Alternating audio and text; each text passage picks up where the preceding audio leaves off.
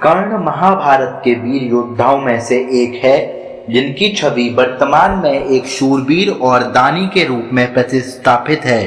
विभिन्न मान्यताओं के अनुसार उनका जन्म कुंती, श्री कृष्ण के पिता वासुदेव की बहन और भगवान कृष्ण जी की बुआ के घर एक वरदान के रूप में हुआ था।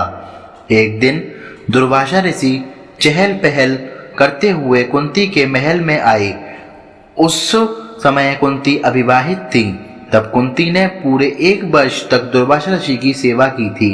सेवा भाव के दौरान दुर्वासा ऋषि ने कुंती के भविष्य को अंतर्मन से देखा और कुंती से कहने लगे, तुम्हें राजा पांडु से कोई संतान प्राप्त नहीं होगी। इसके लिए मैं तुम्हें एक वरदान देता हूँ कि तुम किसी भी देवता का स्मरण कर उनसे संतान प्राप्त कर सकती हो।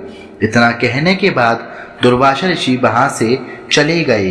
तभी उत्सुकतापूर्ण कुंती ने सूर्य देव का ध्यान लगाना शुरू किया। वह प्रतिदिन सूर्य देव की पूजा अर्चना करने लगी। उनके भक्तिभाव से प्रसन्न होकर सूर्य देव प्रकट हुए और कुंती को एक पुत्र का वरदान दिया।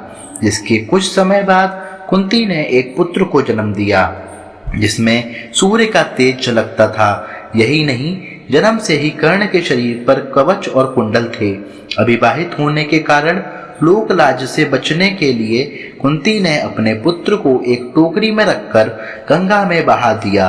अविवाहित होने के कारण लोक लाज से बचने के लिए कुंती ने अपने पुत्र को एक टोकरी में रखकर गंगा नदी में बहा दिया, जहां कुछ ही मीलों दूर महाराज धृतराष्ट्र का सारथी अधिरथ और उनकी पत्नी राधा नदी किनारे कपड़े धो रहे थे।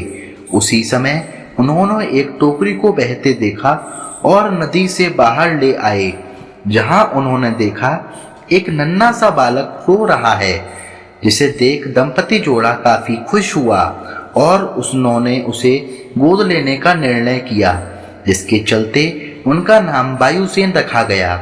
पुराणों के अनुसार जब गुरु द्रोण ने हस्तिनापुर में युद्ध पराक्रम की एक प्रतियोगिता का आयोजन करवाया, तब उस प्रतियोगिता में अर्जुन को विशेष धनुधारी के रूप में सम्मानित किया गया।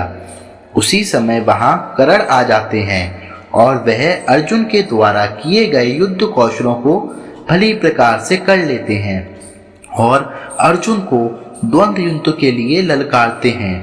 तभी सभा में उपस्थित कृपाचार्य कर्ण के हस्तक्षेप को निरस्त करते हुए उनसे वंश और साम्राज्य के बारे में पूछते हैं, क्योंकि द्वंद्व युद्ध के अनुसार एक राजा ही एक राजकुमार को ललकार सकता है। उसी समय कौरवों में दुर्योधन ने जाना कि एक कर्ण ही एक योद्धा है जो अर्जुन को मात दे सकता है। इसीलिए दुर्योधन कर्ण को अंग देश का राजा घोषित करते हैं, ताकि कर्ण द्वंद्व युद्ध के योग्य हो जाएं। उसके बाद कर्ण ने दुर्योधन से पूछा कि तुम्हें इसके बदले क्या चाहिए। दुर्योधन ने जवाब दिया कि मुझे तुम्हारी दोस्ती चाहिए, जिसके चलते दोनों एक दूसरे के घनिष्ठ मित्र बन गए।